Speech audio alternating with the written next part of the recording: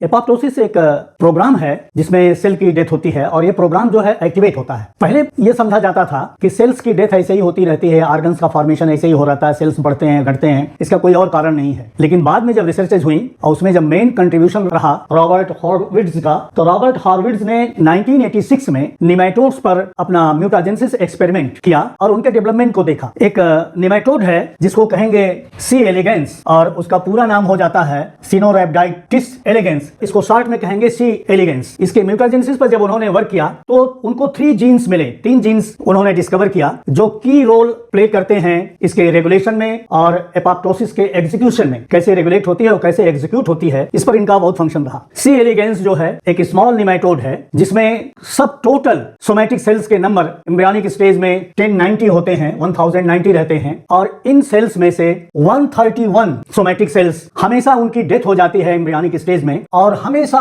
959 somatic cells जो हैं बचते हैं उसके एडल्ट वर्म में। ऐसा क्यों होता है, इस पर रॉबर्ट हॉरविट्ज ने जो अपने म्यूटाजेनेसिस एक्सपेरिमेंट किए तो उससे उनको पता चला। वो जो 3 जीन थे वो जीन थे CED9, CED4 और CED3। ये तीनों जो जीन्स हैं वो एपोप्टोसिस को कंट्रोल करते हैं। 2 जीन जो CED3 और CED4 हैं ये रिक्वायर्ड हैं सेल डेथ के लिए और CED9 जीन जो है वो सेल डेथ को या एपोप्टोसिस को इनहिबिट करता है, रिग्रेस करता है, रिप्रेस करता है, ये रोकता है CD9। CD4 एक्टिवेट करता है CD3 को और CD3 जो जीन है वो एपोप्टोसिस को एग्जीक्यूट करता है और सेल की डेथ होती है। तो जितने भी सी एलिगेंस निमेटोड जो है जो उनका डेवलपमेंट होता है हमेशा जब नॉर्मल कंडीशन रहेगी तो 131 सोमैटिक सेल की ही डेथ होती है, न कम न ज्यादा, बिल्कुल एग्जैक्ट सेम डेथ होती है। तो ये एक टेबल है, इसको दीजिए। ये ऑर्गेनिज्म है, ये सी एलिगेंस है जो एक निमेटोड है और ये मैमेलियन सेल है। एक जीन है जिसको कहेंगे CED9, ये जीन है CED4 और ये है CED3। CED9 जो है देखिए यहाँ पर इसको CED4 को स्टॉप कर दे रहा है। अगर ये स्टॉप हो जाएगा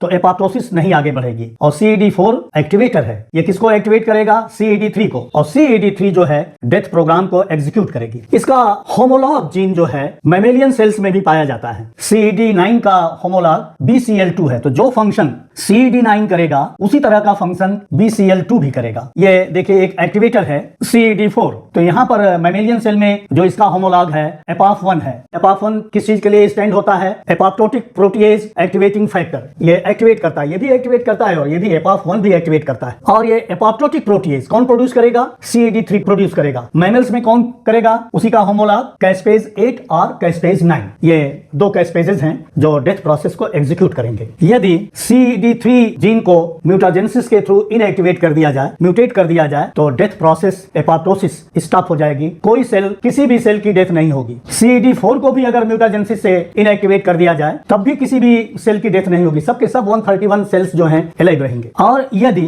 CED9 और CED3 को म्यूटाजेनेसिस से इनएक्टिवेट कर दिया जाए तो सभी के सभी सेल्स एलाइव रहेंगे। 1090 जो है 1090 सेल्स जो हैं सर्वाइव करेंगे, किसी भी सेल की डेथ नहीं होगी। और यदि CED9 को अकेले म्यूटाजेनेसिस से इनएक्टिवेट कर दिया जाए तो जितने भी सेल हैं सबकी डेथ हो जाएगी, 1090 सेल्स की डेथ हो जाएगी, क्योंकि जब ये नहीं रहेगा तो ये एक्टिवेट करेगा इसको और ये एग्जीक्यूट करेगा तो सभी सेल्स की डेथ हो जाएगी। तो ये जो है ये इसका जेनेटिक कंट्रोल चलता है। आइए हम जरा से यहाँ आपसे ह्यूमन सेल की बात करें। हमने आपको बताया कि जो फंक्शन CED9 का है वही फंक्शन BCL2 का है, मतलब ये एपोप्टोसिस को ब्लॉक कर देता है, रोक देता है। यदि किसी कारण से CED9 इस निमेटोड में डिफेक्टिव हो जाए, इनएफेक्टिव रह जाए और उसकी जगह पर ह्यूमन का BCL2 जीन्स उसके अंदर ट्रांसफर कर दिए जाए निमेटोड में, तो वही फंक्शन करेंगे जो CED9 करता है। इसका मतलब यह है कि दोनों के फंक्शन सेम है। अब देखिए BCL2 का जो काम है वो एपोप्टोसिस को, आप इसको हटा दीजिए अभी, इसका काम जो है एपोप्टोसिस को ब्लॉक कर देना है, रोक देना है। एपोप्टोसिस प्रोसेस जो है नहीं होगी, सेल की डेथ नहीं होगी। तो होता क्या है कि सेल के